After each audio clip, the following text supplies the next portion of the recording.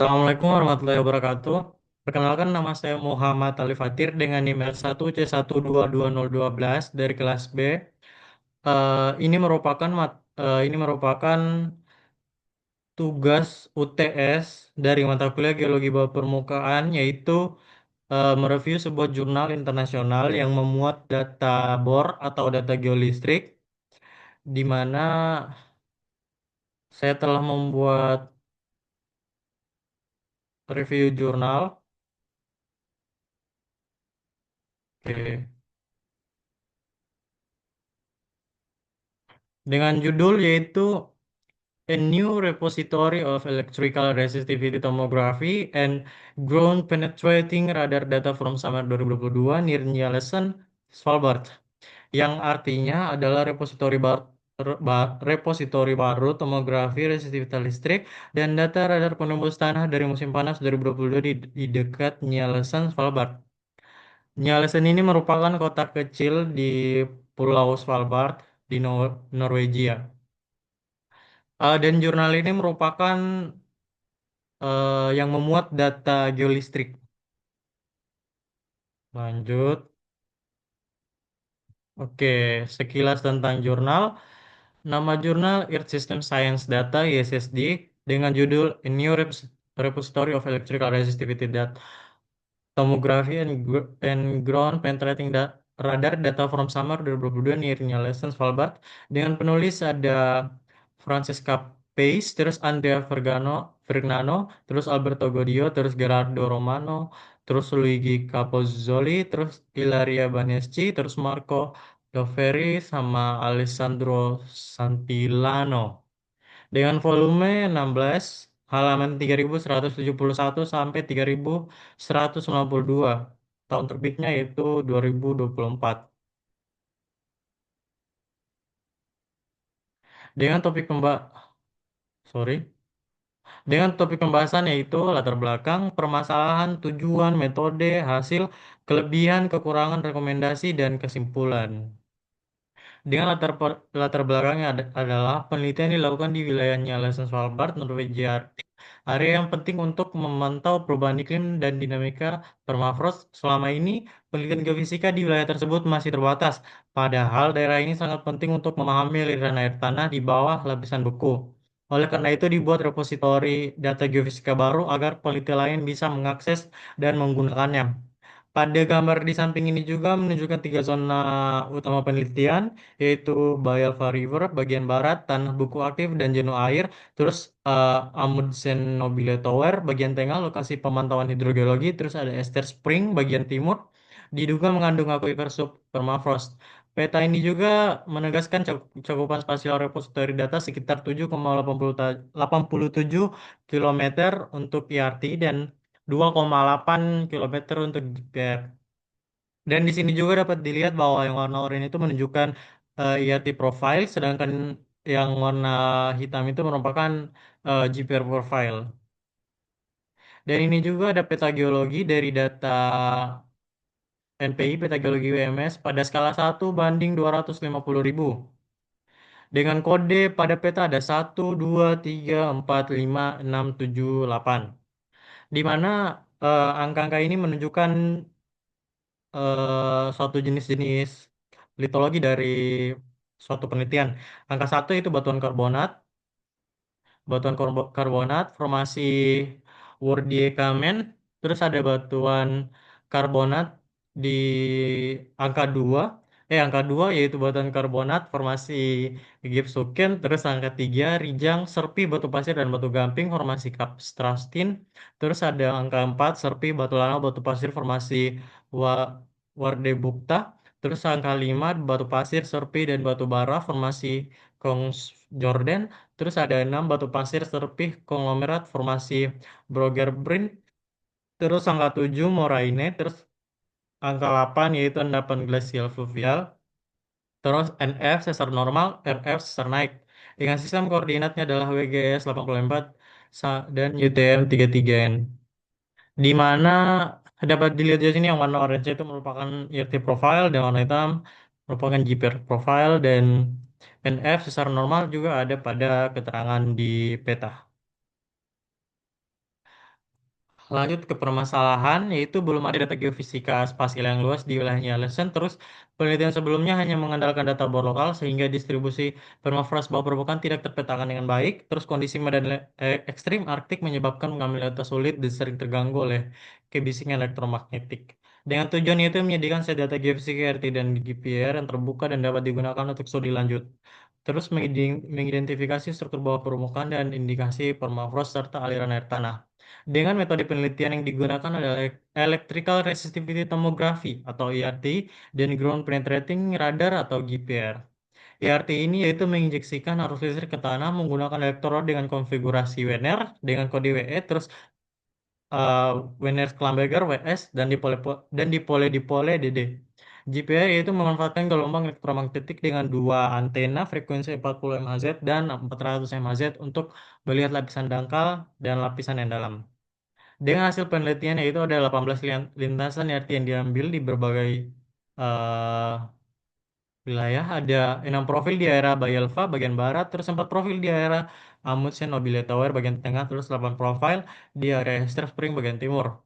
Pada gambar ini juga merupakan profil IRTP1 PAR di Amundsen Nobile Tower yang menampilkan batas jelas antara lapisan aktif dan permafrost. Lapisan atasnya yaitu 0 sampai 2 meter, resistitivitas 100 sampai 500 ohm meter yang mengindikasikan tanah jenuh air atau lapisan aktif. Terus lapisan bawah 2 sampai 20 meter, resistitivitas meningkat 1000 sampai 8000 ohm meter menunjukkan zona beku permafrost. Terus model ini merupakan gambar model IRT9 dengan konfigurasi DD, WS, dan WE. Profil IRT9 pada daerah tambang Ester Spring memperlihatkan zona konduktif di antara lapisan resistif yang diinterpretasikan sebagai kemungkinan aquifer permafrost atau aliran air tanah yang terperangkap di bawah lapisan beku. Ketiganya memperlihatkan pola resistivitas serupa dengan zona konduktif di tengah, sehingga validasi antar konfigurasi menunjukkan hasil yang dapat dipercaya.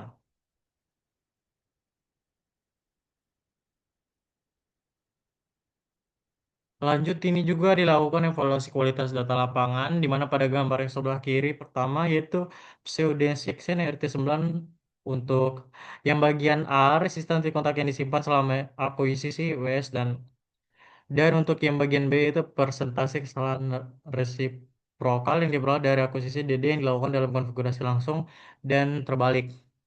Terus yang pada gambar kedua yaitu bagian kiri yaitu analisis pasca pemrosesan hasil versi REST IP untuk IRTP1 Pak dengan konfigurasi WS. Bagian A itu data yang diamati, RA, bagian B respon terhitung RA, dan C ketidaksesuaian antar keduanya dihitung sebagai kesalahan yang dinormalisasikan dalam persentase. Sehingga warna yang seragam menunjukkan kontak elektroda baik, grafik RMS error 1-2%, menandakan data akurat dan bersih dari noise. Hasil inversi sangat baik dan dapat dipercaya. Terus ini merupakan radagram GPR di mana pada gambar pertama yang bagian kiri merupakan contoh radagram 2D yang telah diproses untuk GPR P1 par yang sejajar dengan IRT P1 par dan diperoleh dengan antena 400 MHz. Radagram ditampilkan dalam dua skala warna yang berbeda dengan eh, titik yang dangkal 0 sampai 50 meter. Terus ada gambar kedua yaitu pada sebelah kanan merupakan contoh radagram 2D yang telah diproses untuk radagram Giperlong 40 MHz. Radagram ditampilkan dalam dua skala warna yang berbeda dan dalam hingga 0 sampai 572 meter. Dalam penelitian ini terdapat 10 lintasan GPR yaitu P1 sampai P10 radagram dengan 400 MHz GPR P1 par menunjukkan lapisan refleksi kuat pada kedalaman waktu 50 sampai 55 ns ditafsirkan sebagai batas antara lapisan aktif dan permafrost. Terus ada radagram 40 MHz GPR long 40 memiliki kedalaman penetrasi lebih besar namun sinyal lebih bising eh, akibat keteredaman gelombang dan heterogenisasi bawah permukaan. Kelebihan dari jurnal ini yaitu menyediakan dataset geofisika publik pertama dari wilayah Arktik Nielsen, terus menggunakan dua metode IRT dan GPR yang saling melengkapi, terus desain software saya sangat rinci dan sistematis 18 profil IRT dan 10 GPR. Terus memberikan peluang kolaborasi multidisiplin dan penelitian lanjutan. Sedangkan kelemahannya itu metode MT dan AMT gagal dilakukan karena gangguan elektromagnetik dilakukan karena gangguan elektromagnetik di lokasi itu sangat mengganggu. Terus interpretasi masih terbatas, belum dikaitkan dengan data geokimia dan geoteknik, terus model resisitivitas belum divalidasi dengan data bor yang langsung. Maksudnya ini data bor langsung ini pada saat penelitian yang dilakukan itu hanya menggunakan data geofisika, data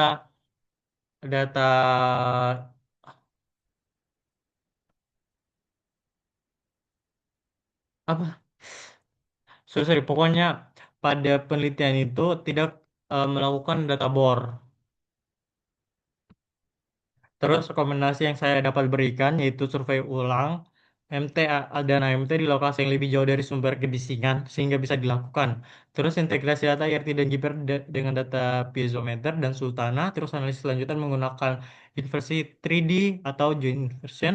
Terus kolaborasi dengan peneliti permafrost global untuk memperkuat model hidrogeologi Arktik.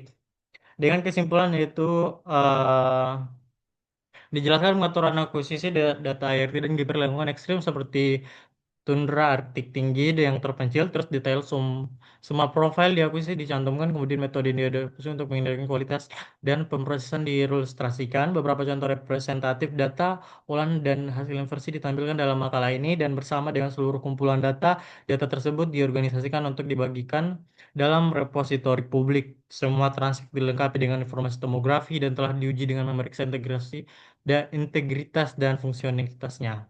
Penelitian ini berhasil membuat repositori geofisika baru, IRT dan GPR yang berfungsi sebagai dasar penting untuk mempelajari permafrost air tanah dan dampak perubahan iklim di Arktik.